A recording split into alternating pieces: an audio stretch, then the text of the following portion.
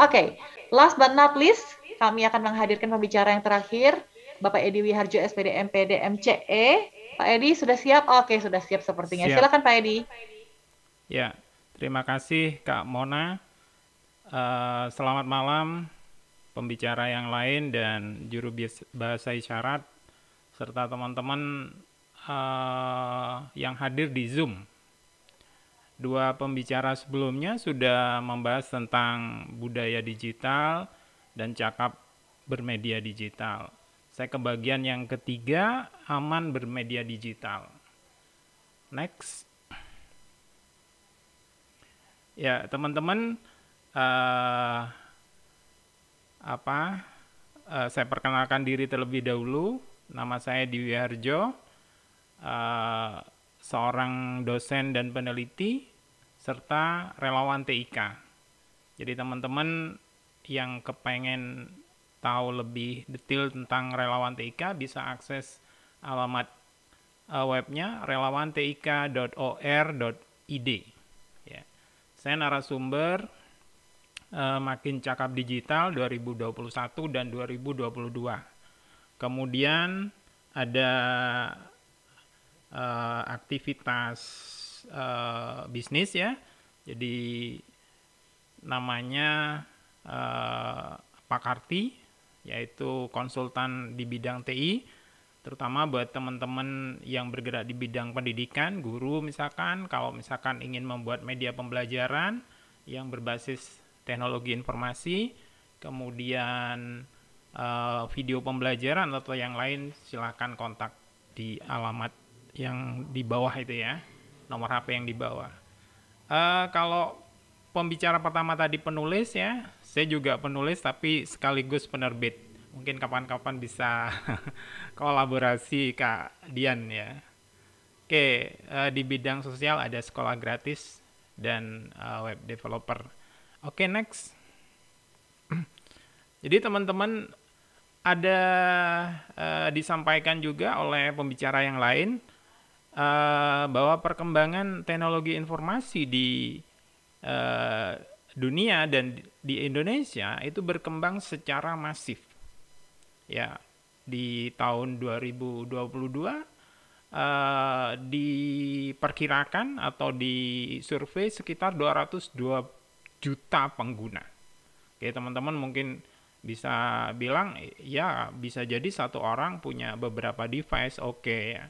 Tetapi jumlah itu sudah sangat jauh berkembang pesat dibandingkan tahun-tahun sebelumnya.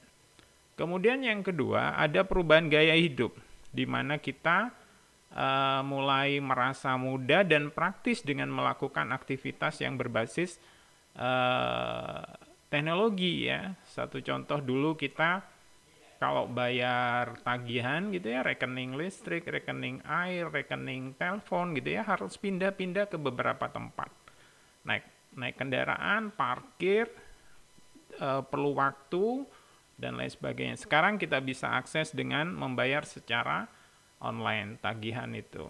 Kemudian yang ketiga, masyarakat kita sudah mulai nyaman dan percaya dengan aktivitas keuangan digital. Yang dulu sebelum era pandemi ya, itu agak mengkhawatirkan, di mana kalau sekarang ada namanya loka pasar atau marketplace. Kalau dulu itu dia tidak punya kewenangan untuk melakukan atau terlibat dalam transaksi. Di sana ada pembeli penjual. Nah, itu tidak ada kewajiban dari pengelola untuk masuk di dalam transaksi itu, sehingga ada kemungkinan pembeli sudah transfer ke penjual, kemudian penjual tidak mengirim barang, atau sebaliknya penjual sudah mengirim barang, pembeli tidak transfer gitu ya. Nah, sekarang sudah mulai nyaman ya. Kenapa? Karena ada pihak ketiga, loka pasar, yang terlibat di dalam transaksi itu. Jadi ketika ada pembeli, kemudian pembeli sudah membayar, maka loka pasarnya akan menginformasikan kepada penjual, ini ada pembelian transaksi, silahkan kirim. Setelah dikirim, kemudian pembeli tidak melakukan komplain, maka uang itu dikirim ke penjual. Nah, ada sekian positifnya itu, tetapi di balik itu ada potensi buruk ya. Ada penipuan, ada pencurian data, ya, pencurian akun dan lain sebagainya. Maka diperlukan keamanan digital. Jadi kata kuncinya adalah aman. Aman itu kira-kira nggak ada masalah gitu ya, baik sekarang maupun nanti gitu ya. Oke, next. Nah, jadi intinya begini, keamanan digital itu proses ya untuk memastikan layanan digital yang dilakukan secara daring maupun luring dapat dilakukan secara aman. Ya. Jadi bukan hanya mengamankan data yang kita miliki, tetapi juga melindungi data pribadi yang sifatnya rahasia. Ada PIN, ada OTP ya, yang itu harus kita lindungi. Selanjutnya, nah, ada beberapa kompetensi di bidang keamanan digital, tetapi saya akan lebih fokus ke memahami rekam jejak digital. Jadi teman-teman mungkin bisa lain kali untuk membahas yang lain. Jadi karena tema kita, webinar kita hari ini adalah memahami rekam jejak digital, maka itu yang kita garis bawahi atau lebih fokuskan. Oke, next. Apa sih jejak digital? Tanpa kita sadari, ketika kita berselancar di dunia maya, teman-teman itu meninggalkan jejak digital. Ya, ada banyak jejak sebenarnya, tetapi biasanya jejak itu dicatat oleh peramban atau browser. Jadi peramban itu bahasa Indonesia dari browser, teman-teman ya. Dalam bentuk cookie. Cookie ini artinya sebenarnya adalah sejenis snack ya, makanan ringan ya. Tetapi cookie dalam pengertian digital itu adalah catatan-catatan yang dicatat oleh browser. Meliputi apa saja, jadi informasi. Misalkan kalau kita sedang mencari informasi gitu menggunakan mesin pencarian, kita menggunakan kata kunci. Nah, kata kunci itu yang dicatat. Jadi, karena setiap kali kita login di browser itu, misalkan menggunakan Google Chrome, kita diminta untuk login dulu. Maka itu akan dicatat. Kemudian link, kalau kita ngeklik link ya, dari hasil pencarian, kemudian situs atau laman yang kita kunjungi, termasuk minat kita gitu ya, dan kalau di browser itu minimal preferensi dari bahasa ya. Oke, next. Nah, sayangnya ya itu ya memang dilematis bagi kita antara butuh dengan enggak gitu ya. Tetapi biasanya jejak digital itu dicatat ya karena izin kita gitu ya. Jadi kalau teman-teman lihat gitu ya, kalau mengakses suatu laman ya, di bagian bawah itu ada we use cookies on our website gitu ya. Nah, terserah teman-teman mau menerima atau decline tidak gitu ya. Tetapi biasanya ketika kita tidak mengizinkan pencatatan itu akan dibatasi ya, atau bahkan kita sama sekali nggak boleh masuk ya. Jadi opsinya itu ya seperti itu, bisa oke atau enggak. Oke, next. Nah, ada maksud baik sebenarnya dari pembuat cookie itu. Jadi kalau kita sudah dicatat gitu ya pengalaman menjelajah kita, maka suatu ketika kita akan bisa mengakses itu lebih cepat dan lebih nyaman. Jadi satu contoh dari segi preferensi bahasa gitu ya, kita nggak perlu berkali-kali mengatur bahasa kita, misalnya bahasa Indonesia gitu ya. Jadi besok-besok masih ditanya lagi, enggak lagi, tapi langsung disajikan dalam bahasa Indonesia. Kemudian ketika kita mengakses, maka akan diberi saran yang link-link yang relevan. Ya, jadi kalau misalkan kita mengakses portal berita gitu ya, maka portal berita itu akan mencatat artikel mana yang sudah pernah kita baca. Kemudian dia akan menyarankan artikel-artikel lain yang relevan. Nah, sebenarnya sisi positifnya banyak teman-teman ya. Kemudian memudahkan kita juga memperoleh apa yang diinginkan. Satu contoh misalkan begini, suatu ketika saya akan mengikuti sebuah kongres di Sulawesi ya.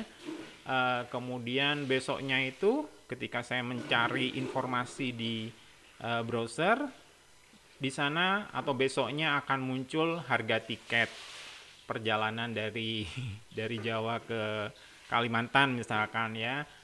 Kemudian segala macam lah informasi yang berkenaan dengan perjalanan. Jadi kita memudahkan untuk memperoleh apa yang kita inginkan. Oke, next. Nah, itu juga personalisasi. Jadi tujuannya personal sehingga apapun yang kita gunakan ya itu akan menjadi sesuatu yang personal. Ya gue banget gitu ya. Jadi akan sangat sesuai gitu ya. Kemudian di Eropa terutama ya itu ada persyaratan-persyaratan, jadi harus ada perizinan dari pemakai gitu ya. Tetapi pada intinya biasanya cookie itu tidak mencatat informasi keuangan yang sensitif gitu ya. Itu nggak boleh. Ya. Oke, next. Nah, tapi kalau teman-teman nggak kepengen dengan pelacakan cookie itu ada beberapa cara ya. Jadi seperti tadi ya ditampilkan. Situs itu menampilkan mau diterima atau tidak. Kalau teman-teman nggak nyaman, ya nggak bisa diterima ya. Kemudian yang kedua, kita boleh mengatur di peramban kita, itu namanya jangan lacak. Kalau di misalkan di Chrome gitu ya, send do not track ya. Jadi tidak men-track perjalanan kita gitu ya, seperti itu. Kemudian yang ketiga, next, kita bisa juga memilih opsi dengan mode privat.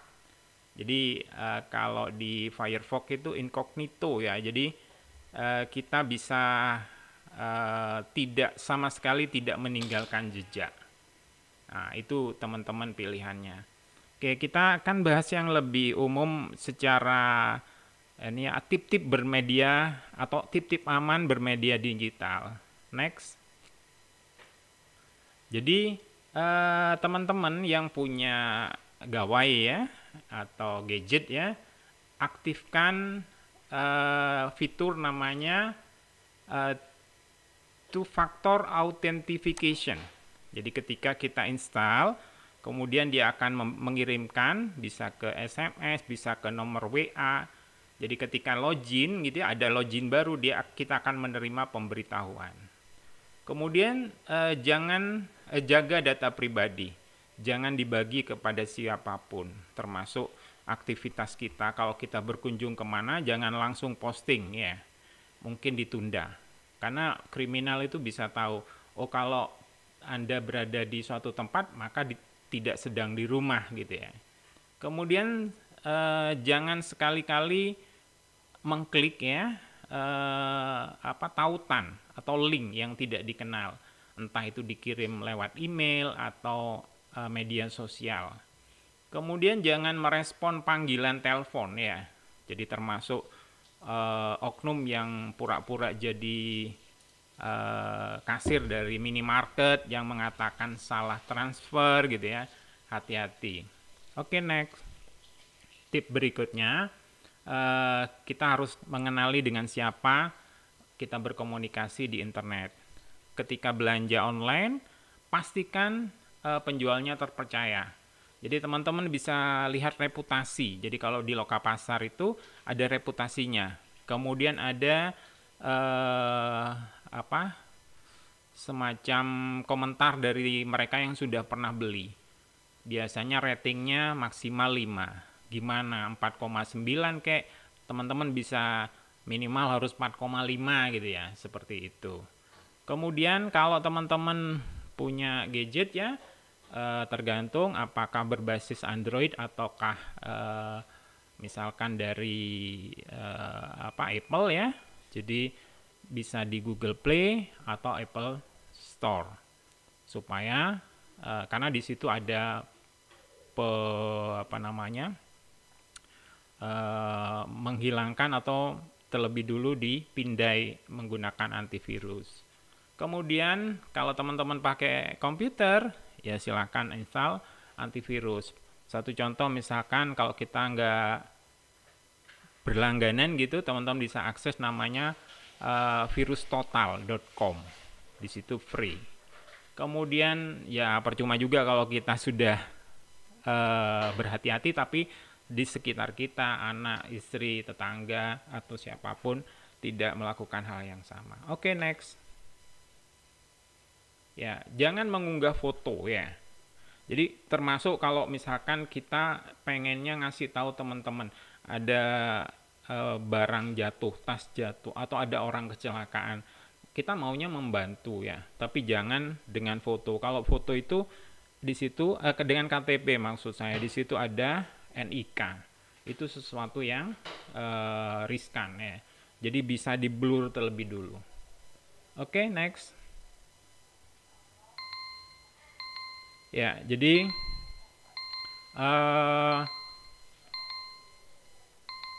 bentar. Ya, teman-teman kemudian gunakan password. Password itu adalah sesuatu yang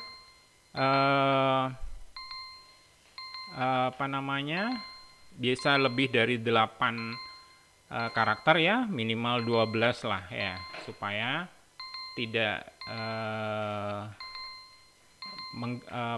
tidak mudah dihack ya. Kemudian lakukan pergantian secara rutin.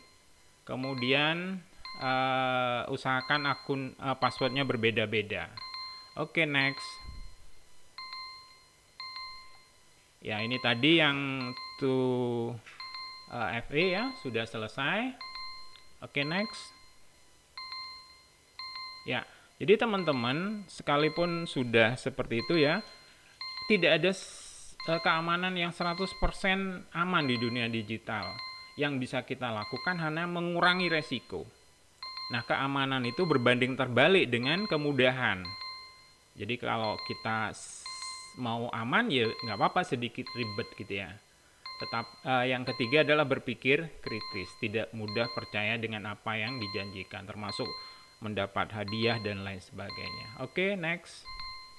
Teman-teman yang ingin mengetahui lebih lanjut silahkan mempelajari modul aman bermedia digital tersedia di literasidigital.id ya. Di situ ada 200-an lebih halaman ya. Kemudian teman-teman juga bisa follow akun Siberkreasi. Terima kasih banyak, semoga bermanfaat. Selamat malam. Wassalamualaikum warahmatullahi wabarakatuh.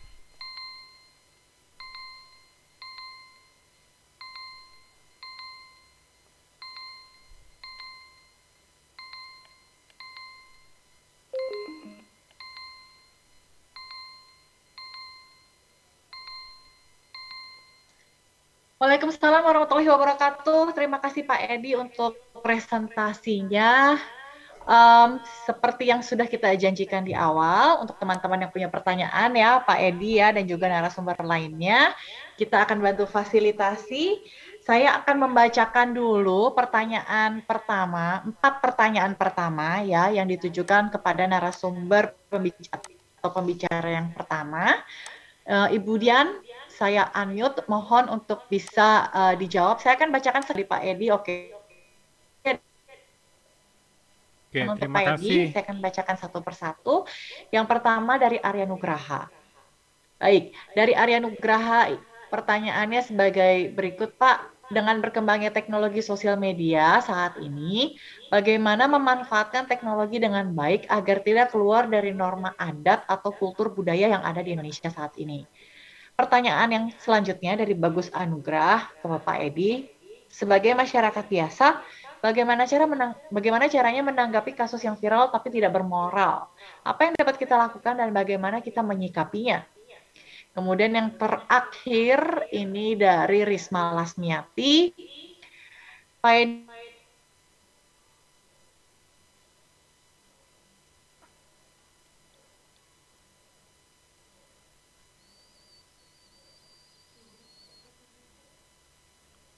mohon maaf sekali, mohon maaf sekali. Pak Edi, bisakah mendengar suara saya? Oke, sudah saya catat, sudah dikirim tadi. Oke.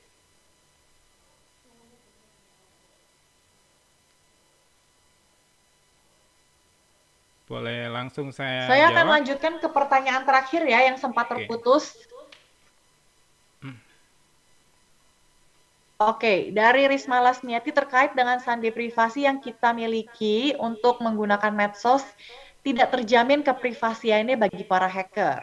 Oke, bagaimana ketika kita menjadi korban terhacknya akun medsos dengan embel-embel, akun tersebut telah ternodai dengan konten negatif yang di-share oleh hacker.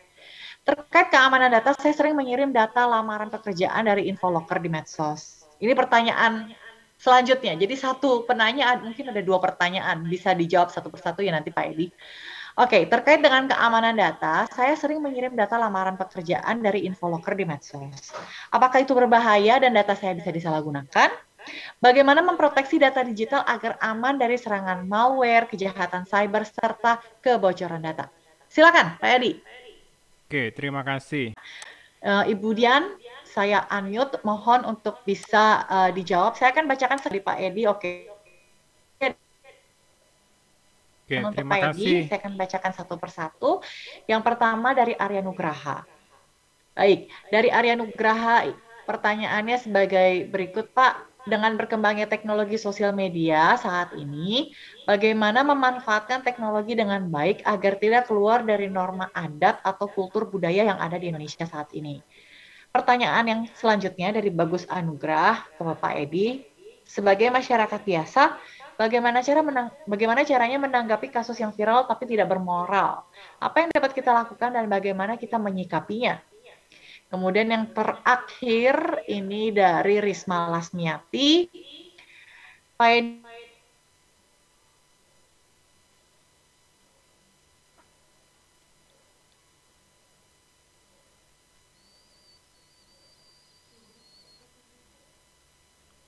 mohon maaf sekali.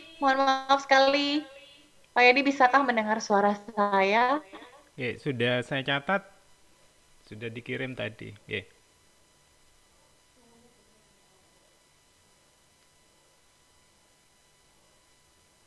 Boleh langsung saya Saya akan jawab? lanjutkan ke pertanyaan terakhir ya yang sempat Oke. terputus.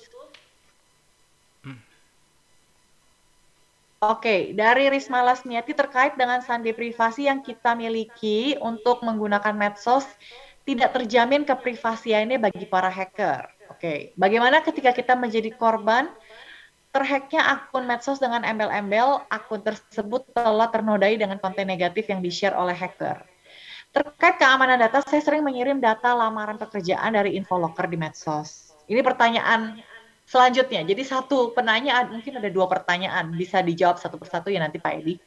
Oke, terkait dengan keamanan data, saya sering mengirim data lamaran pekerjaan dari Infoloker di medsos. Apakah itu berbahaya dan data saya bisa disalahgunakan? Bagaimana memproteksi data digital agar aman dari serangan malware, kejahatan cyber, serta kebocoran data? Silakan, Pak Edi. Oke, terima kasih. Apa namanya? Berkenaan dengan keamanan data. Nah, yang pertama yang harus kita perhatikan, kebetulan saya adalah praktisi di bidang pendidikan. Jadi ketika kita, satu contoh misalkan begini, tadi disampaikan bagaimana atau ditanyakan mengenai sesuatu yang viral tetapi tidak bermoral. Satu contoh juga misalkan di aplikasi tertentu, misalkan TikTok yang dipenuhi dengan konten mungkin cenderung negatif ya, satu contoh misalkan nari nggak jelas gitu ya. Nah, ada beberapa cara yang bisa kita lakukan. Media sosial itu kan suatu wadah. Jadi dia kalau diisi dengan atau terlanjur diisi dengan negatif, maka kita isi dengan konten yang positif. Satu contoh sekarang dengan banyak pelaku UMKM memanfaatkan TikTok sebagai media jualan. TikTok sudah mulai lebih dikenal sebagai media jualan. Jadi ada paling tidak 5 kelebihan dari TikTok. Jadi yang pertama punya banyak pengguna, kemudian yang kedua fiturnya mudah digunakan, yang ketiga populer di kalangan remaja. Jadi kalau teman-teman menyasar pasar dari remaja bisa memanfaatkan TikTok. Kemudian hashtagnya mudah digunakan. Yang terakhir ada fitur TikTok Ad, iklan, ya. Jadi intinya jangan terlalu larut dengan hal yang viral tapi nggak bermoral, maka kita paling tidak ya memang kalau bisa dirubah dengan tangan ubah gitu ya. Tapi kalau misalkan tidak, maka paling tidak kita nggak ikut-ikutan. Kemudian berkenaan dengan memanfaatkan teknologi. Jadi saya kebetulan di bidang pendidikan, anak remaja itu kan suka main game. Ya, jadi bahkan di desa-desa, saya pernah bimbing KKN itu di suatu desa, diadakan pertemuan di balai desa. Dekat balai desa itu banyak anak kecil berkumpul. Kemudian ternyata setelah saya lihat mereka ternyata main game. Nah, itu tidak bisa kita serta-merta menghalangi mereka. Jadi ubah atau isi dengan game pembelajaran. Ya, biasanya guru-guru memanfaatkan satu contoh misalkan Kahoot, mengerjakan soal tapi seperti main game. Nah, itu akan dengan sendirinya teralihkan. Kemudian untuk keamanan digital tidak sepenuhnya bisa dihilangkan. Yang tadi disampaikan di bagian kesimpulan adalah meminimalkan. Nah, dengan apa yang sudah kita lakukan di tip aman bermedia digital tadi ada sekian poin, itu memang ada kemungkinan. Satu contoh misalkan informasi loker gitu ya dari email gitu ya. Nah, itu ada beberapa kriteria dari suatu link ya. Jadi satu contoh misalkan begini, link yang bisa dipercaya gitu ya, link-link yang memang sudah terregistrasi ya. Satu contoh misalkan untuk pemerintah itu adalah go.id. Go-nya dari kata government, pemerintahan. Kemudian untuk perguruan tinggi itu AC, akademik. Kemudian kalau itu perusahaan CO, ya. Kemudian kalau itu organisasi or.or.id. Nah, kalau itu sudah jelas, maka bisa dikatakan ketika kita mendaftar sebuah alamat website itu harus ada penanggung jawabnya. Nah, yang masalah itu adalah blog-blog yang secara gratisan. Ada beberapa, salah satu diantaranya adalah WordPress. Jadi biasanya mereka membuat blog baru dan itu tidak lebih dari 5 menit dengan menggunakan template yang ada. Tapi namanya pasti di belakangnya itu ada wordpress.com. Misalkan hadiah nama lokapasar misalkan Shopee gitu ya. Tapi di belakangnya panjang. Tapi ada juga sekarang suatu fitur yang namanya mengalihkan, di mana alamatnya itu dirubah menggunakan bit.ly, menggunakan .sid gitu ya. Itu akan mudah diketahui bagi kita dengan ketika kita klik misalkan ya. Atau kalau kita dari awal sudah ragu ya jangan diklik. Tapi kalau sudah kok agak menarik gitu kemudian diklik, nanti akan kalau dialihkan ke tempat lain, ya udah berhenti saja. Saya rasa itu yang bisa kita lakukan. Terima kasih, Kak.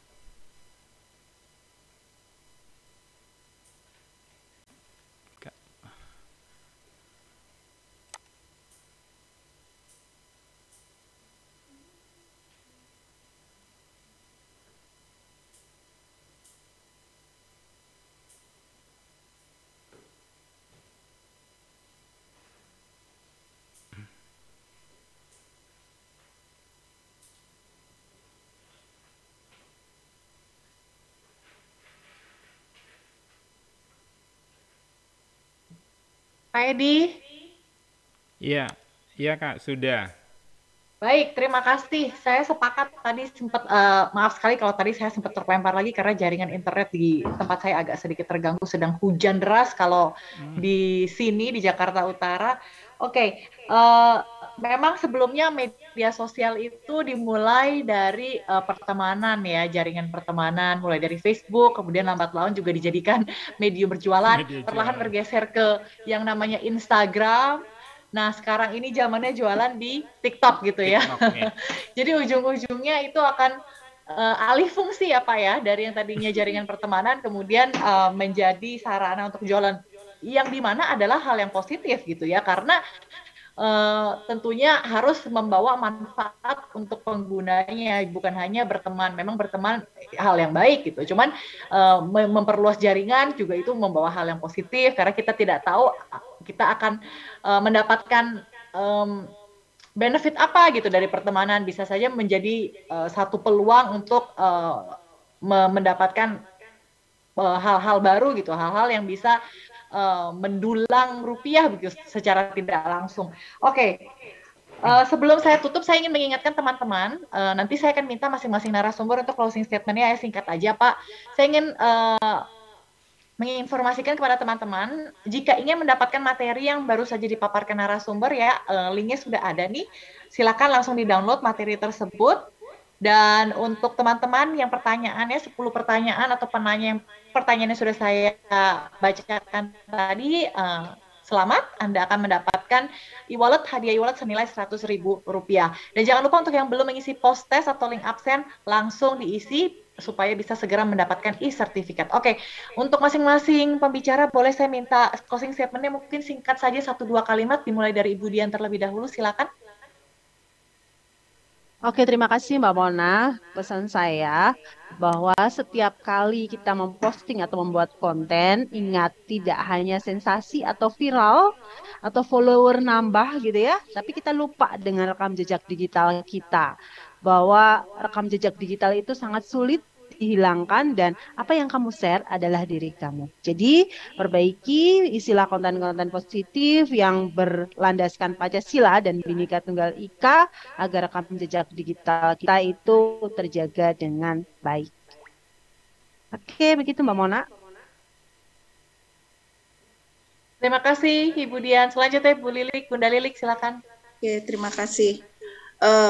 Untuk saudaraku semuanya yang di Kalimantan, giat makin cakap digital membutuhkan orang-orang yang cakap dalam berdigital. Yuk kita menjadi pasukan-pasukan makin cakap digital. Semangat. Monggo. Mantap. Terima kasih. Yang terakhir Pak Edi silakan. Oke. Jadi tadi disampaikan sesuatu yang bertolak belakang ya. Jadi kalau mau aman kita harus mau sedikit ribet. Repot. Ya. Kemudian sedikit repot gitu ya. Ganti password itu kan repot juga, tapi jangan sering-sering juga, mungkin 3 bulan sekali gitu ya. Kemudian password yang terdiri dari banyak karakter itu juga kan susah diingat ya. Tapi itu paling tidak membuat kita lebih aman. Kemudian untuk menghindari sesuatu yang viral tapi tidak bermoral itu, ya udah kita berkarya dengan sesuatu yang positif. Kalau teman-teman bisa bikin video pembelajaran, bikin gitu ya. Kemudian untuk game pembelajaran, ya silahkan. Paling tidak itu akan mengalihkan dari hal-hal yang negatif tadi. Terima kasih banyak. Terima kasih Pak Edi dan juga sebelumnya ada Bu Dian dan Bunda Lilik. Oke, sebelum kita bubar, mohon izin untuk seluruh narasumber boleh dinyalakan kameranya dan kita akan foto bersama. Saya akan pandu dengan hitungan mundur. Sudah siap ya? Oke. 3, 2, 1. literasi digital. Oke, sudah tercapture dengan sesi foto bersama ini, maka berakhir pula kegiatan webinar Literasi Digital Indonesia Makin Cakap Digital kita hari ini. Sekali lagi terima kasih kepada ketiga narasumber dan juga teman-teman yang sudah setia mengikuti kegiatan ini dari awal hingga selesai. Saya Desmana Chandra, mewakili tim panitia. Mohon maaf jika selama berlangsungnya acara ada kekurangan. Nantikan kegiatan Makin Cakap Digital berikutnya. Wassalamualaikum warahmatullahi wabarakatuh. Sampai jumpa. Terima kasih. Kembali.